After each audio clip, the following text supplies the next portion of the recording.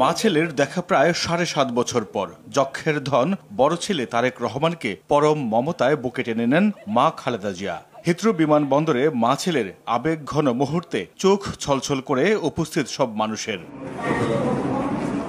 লন্ডনের হিথ্রো বিমানবন্দরে এমন আবেগঘন মুহূর্তে নিমিষেই কর্পূরের মতো উড়ে যায় খালেদা জিয়ার প্রায় 15 ঘন্টার লম্বা বিমান যাত্রার ক্লান্তি।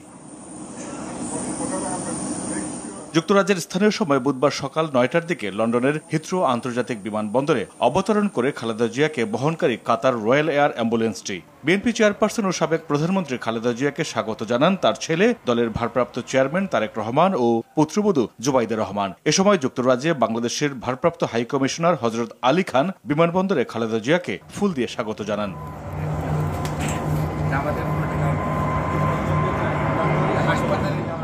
ইমিগ্রেশন কার্যক্রম শেষ করে বিমানবন্দরের চতুর্থ টার্মিনালের রয়্যাল ভিভিআইপি গেট দিয়ে বের হয়ে খালেদা জিয়াকে নিজে গাড়ি চালিয়ে হাসপাতালে নিয়ে যান তারেক রহমান। চালকের আসনের পাশে ছিলেন স্ত্রী ডাক্তার জুবাইদা রহমান।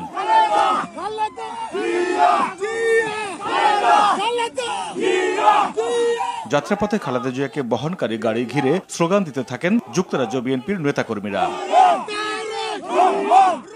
এই সফরে 4 জন চিকিৎসক ও প্যারামেডিক্সের পাশাপাশি খালেদা জিয়ার মেডিকেল বোর্ডের 6 জন সদস্যও রয়েছেন। এছাড়া তার ছোট ছেলের স্ত্রী সৈয়দা শামিলা রহমান ও গৃহকর্মী ফাতেমাও সঙ্গে রয়েছেন। লিভার সিরোসিস, হৃদরোগ, ফুসফুস, আর্থাইটিস, কিডনি